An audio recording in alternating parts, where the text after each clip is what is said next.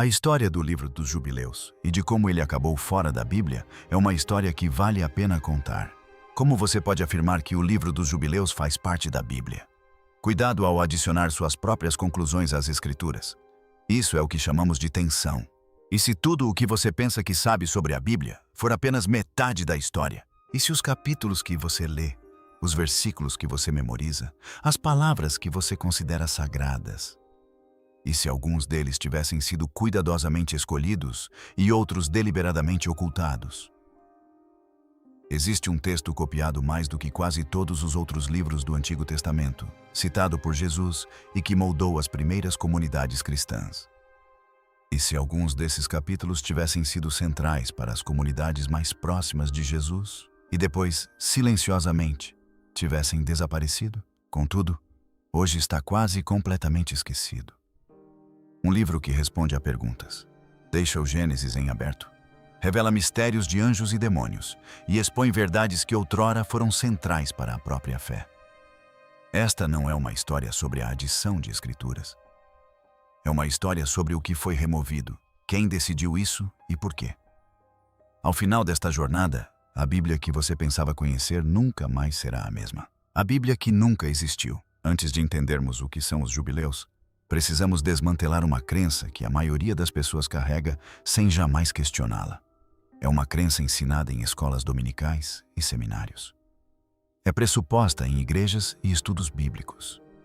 Está tão profundamente enraizada em nossa maneira de pensar sobre as Escrituras que desafiá-la parece quase perigoso. A crença é esta: só existe uma Bíblia. A Bíblia que você tem em mãos é essa Bíblia. Ponto final. Mas eis a verdade que pouquíssimas pessoas lhe dirão. Nunca houve apenas uma Bíblia. Existem muitas Bíblias, não porque se contradigam, nem porque tenham sido corrompidas ou reescritas por conspiradores, mas porque diferentes comunidades preservaram livros diferentes. Diferentes tradições mantiveram registros diferentes. Diferentes crentes se apegaram a diferentes revelações. E, no entanto, apesar dessas diferenças, o nível de consistência em todas essas Bíblias é impressionante. Em milhares de manuscritos que abrangem séculos e continentes, encontramos mais de 95% de concordância. Isso não é caos. Isso é continuidade. Essa é a marca de algo sagrado sendo preservado pelas mãos humanas ao longo de milênios. Mas continuidade não é o mesmo que uniformidade. A Bíblia protestante contém 66 livros. A Bíblia católica contém 73. A Bíblia ortodoxa oriental contém 78. E a Bíblia ortodoxa etíope, uma das mais antigas tradições cristãs contínuas da Terra, contém de 81 a 88 livros, dependendo de como são contados. Entre esses livros etíopes, tão comum quanto Gênesis ou Êxodo, está o livro dos Jubileus. Para os cristãos etíopes, os jubileus não são apócrifos, não são algo supérfluo, não são questionáveis. É simplesmente escritura sagrada. O livro dos jubileus para os cristãos etíopes não é apócrifo. Não é algo extra, não é questionável. É apenas escritura. Eles a leem há quase 2000 anos. Eles a ensinam em suas igrejas. Construíram sua compreensão de Deus em torno de suas páginas. Para a maioria dos leitores ocidentais, Jubileus é um sussurro em uma nota de rodapé, se é que é mencionado. A maioria dos cristãos nunca ouviu falar dele. A maioria dos pastores nunca pregou a partir dele. A maioria das Bíblias nunca o incluiu. E, no entanto, alguns se levantam com absoluta certeza, declarando que Jubileus não é escritura, que não é inspirado, que não tem lugar na conversa sobre a palavra de Deus, como se o cânon deles fosse o único cânon. Como se a tradição deles fosse a única tradição. Como se a Bíblia deles fosse a única Bíblia. Essa certeza construída sobre o silêncio é a primeira rachadura no vidro. Porque a verdadeira questão não é se o livro dos Jubileus pertence à Bíblia. A verdadeira questão é: de qual Bíblia estamos falando e quem decidiu o que deveria estar dentro dela? As cavernas que guardaram a memória. Para entender por que o Jubileus é importante, precisamos viajar no tempo. Não para concílios da igreja ou catedrais. Não para Roma ou Constantinopla. Precisamos ir a um lugar onde o deserto preserva o que os impérios tentam esquecer. Precisamos ir aos penhascos secos e rachados de Qumran e às cavernas que guardaram segredos por 2000 anos. Em 1947, um pastor beduíno deparou-se com algo extraordinário. Qumran, Israel, 1947, a 20 quilômetros a leste de Jerusalém. Neste antigo sítio no deserto da Judéia, pastores beduínos fizeram uma descoberta extraordinária.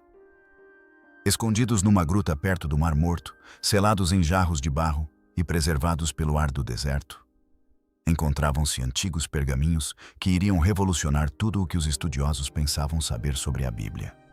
Os pergaminhos contêm escritos antigos que remontam a cerca de 2000 anos.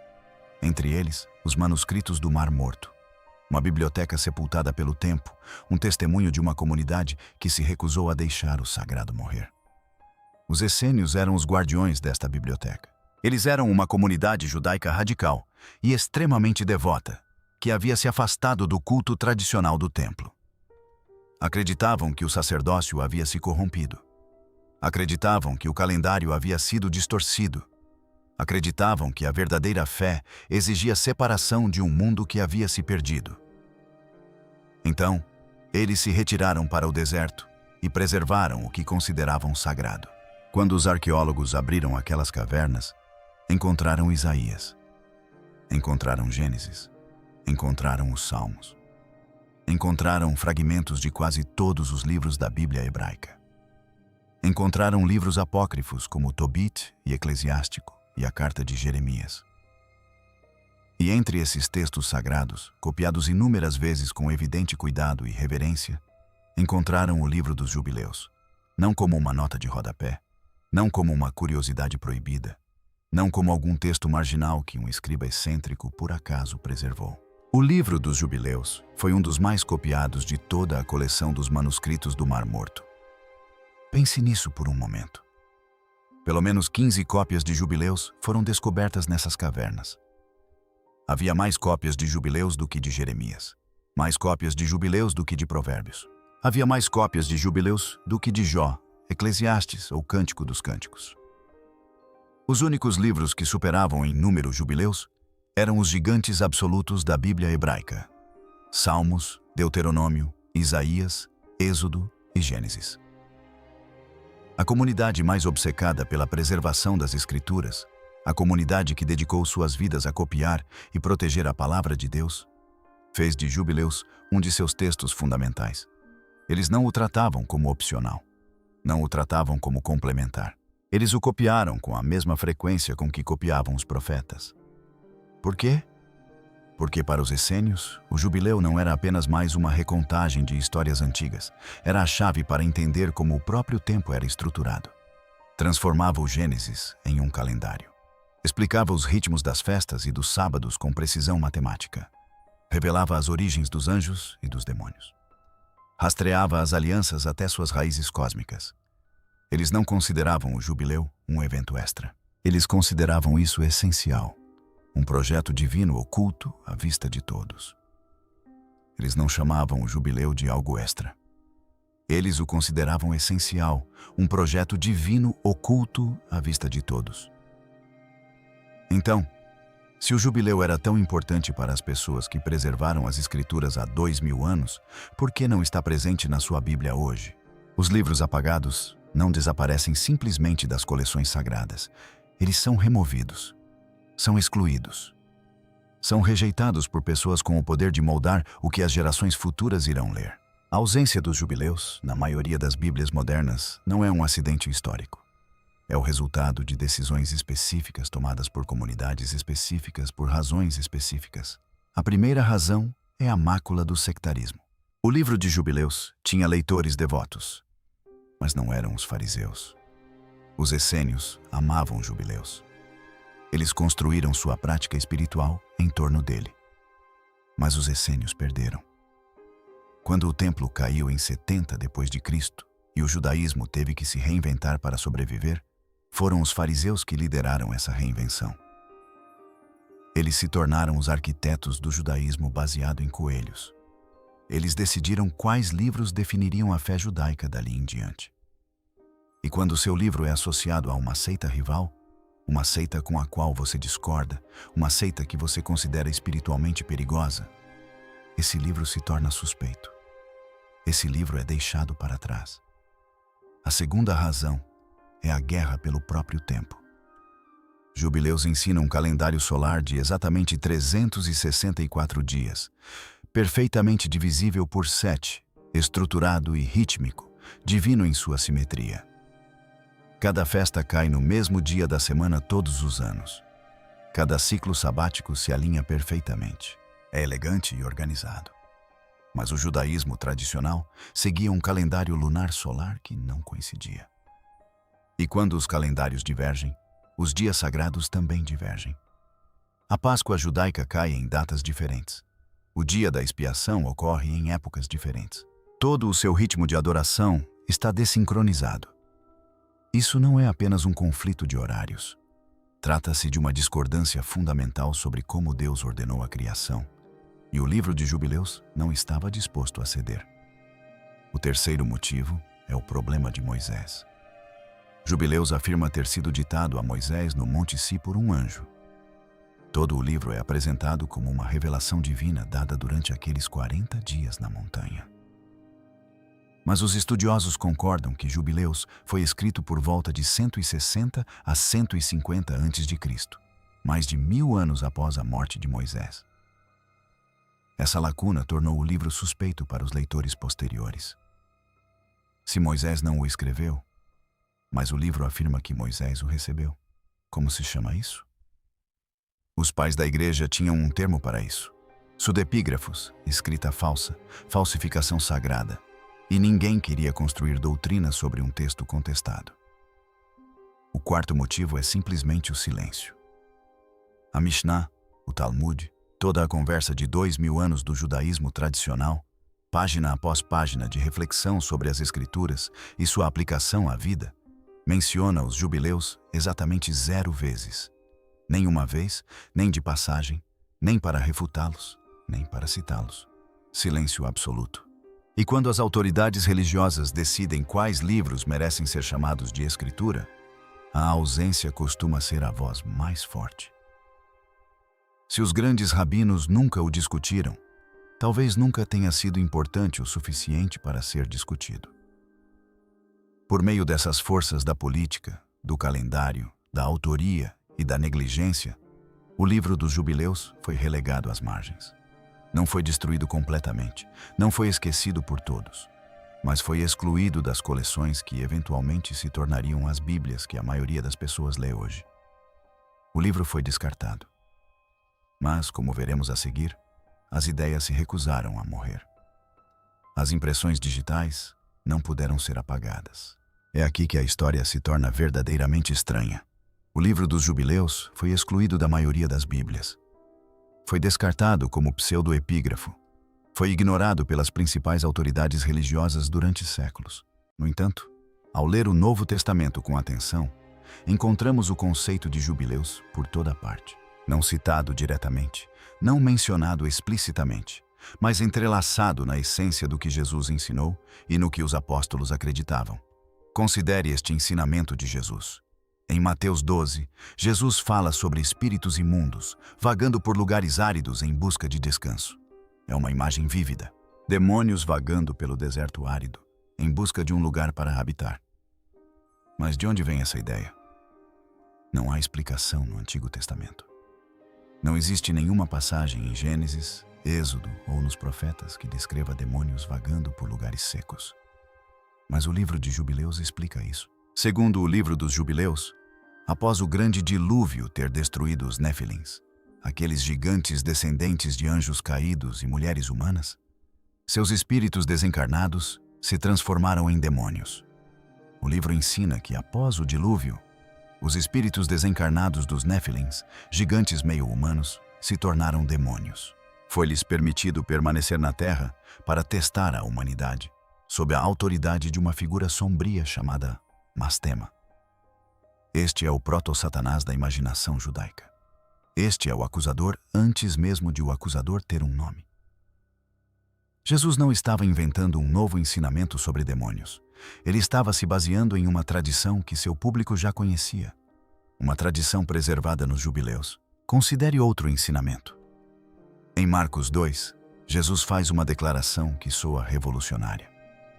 O sábado foi feito para o homem, e não o homem para o sábado. Citamos este versículo como se Jesus estivesse derrubando tudo o que o judaísmo acreditava sobre descanso e lei.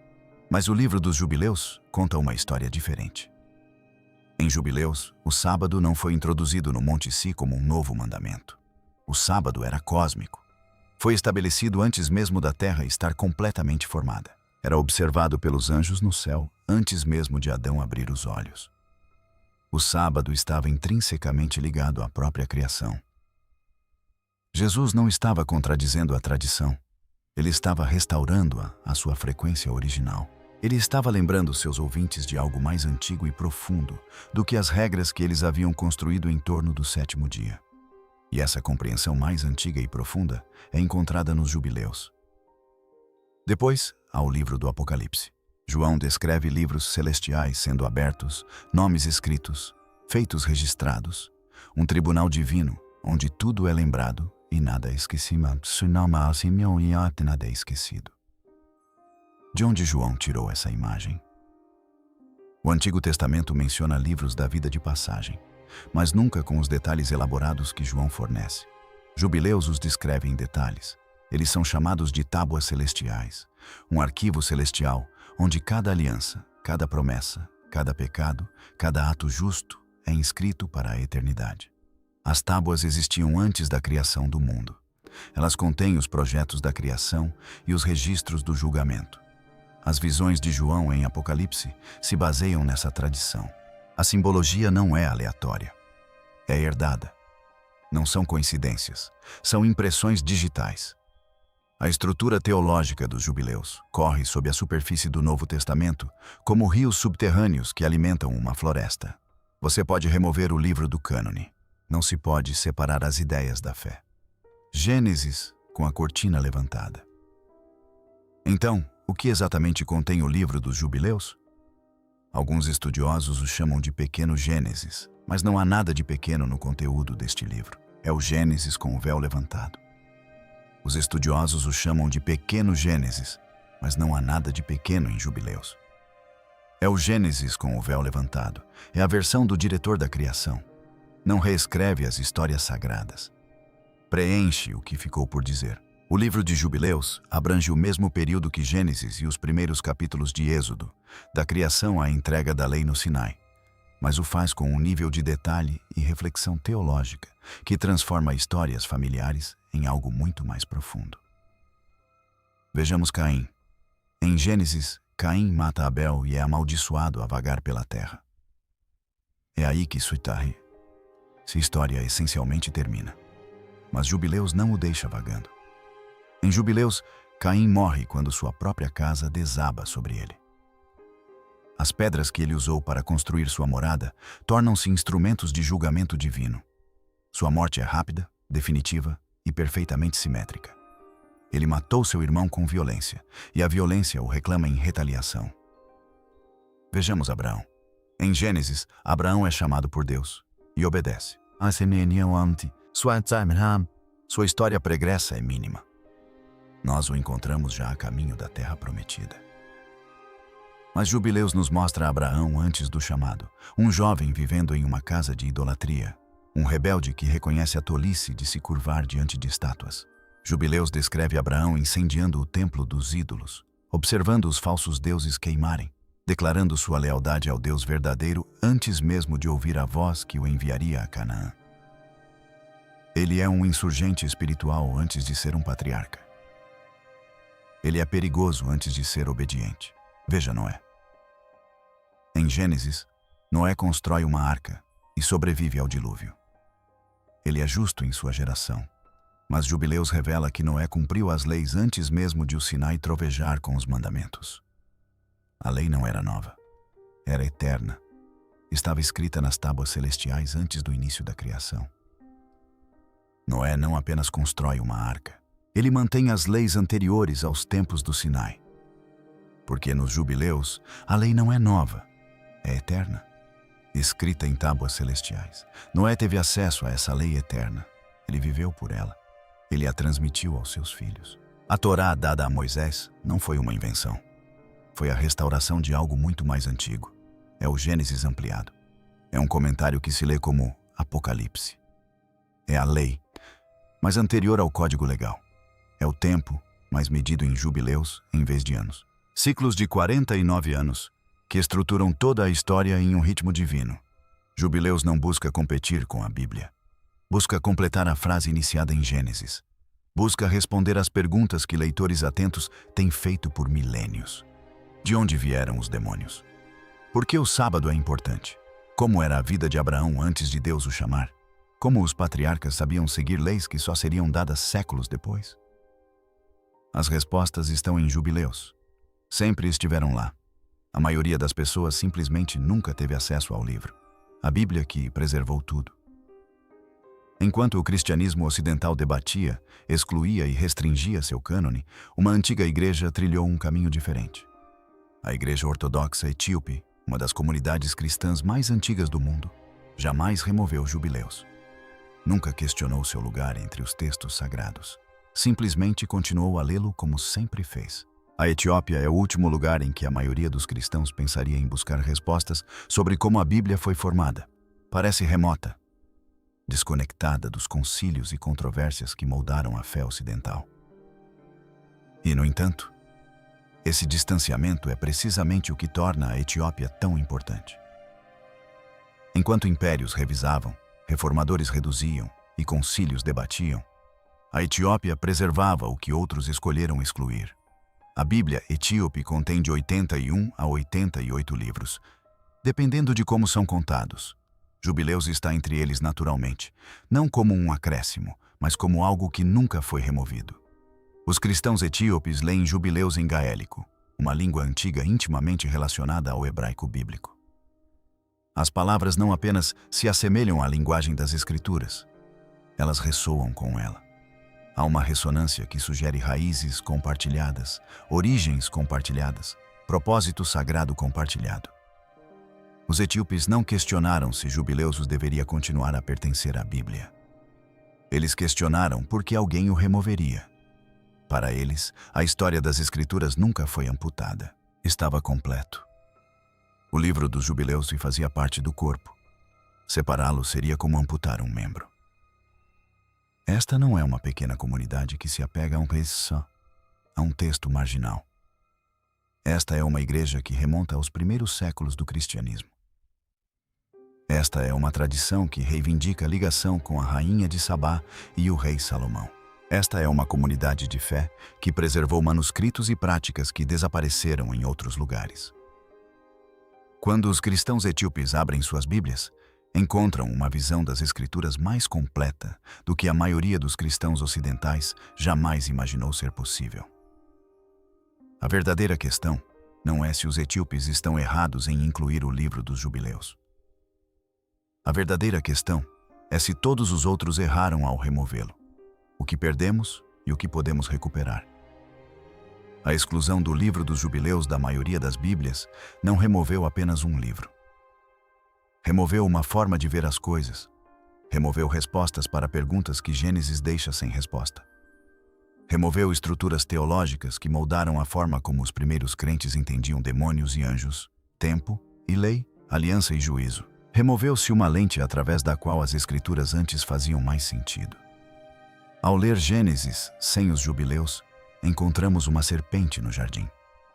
Mas é preciso esperar até Apocalipse para descobrir que a serpente é Satanás.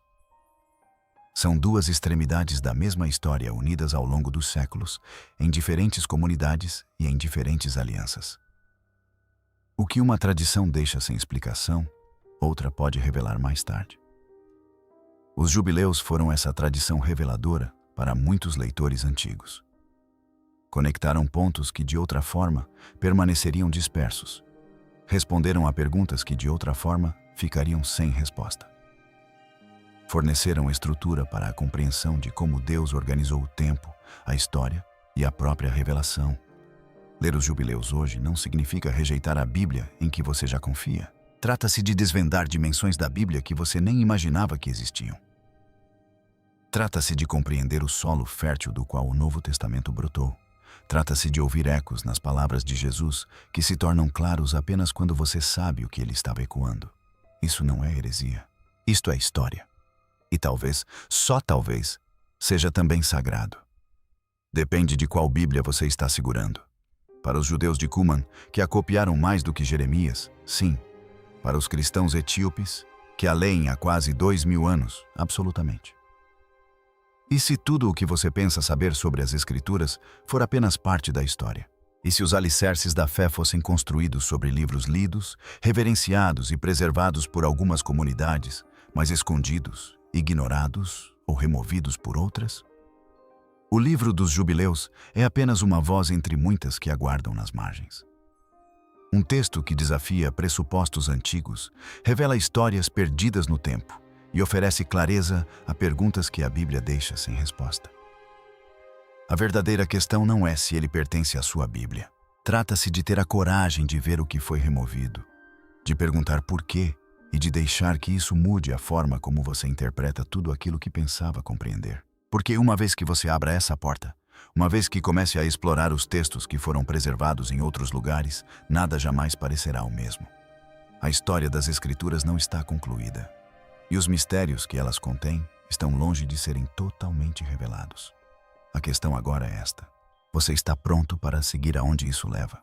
Para confrontar o que estava oculto e para ver a Bíblia e a própria fé com olhos completamente novos? Você não estará. E esse é exatamente o objetivo.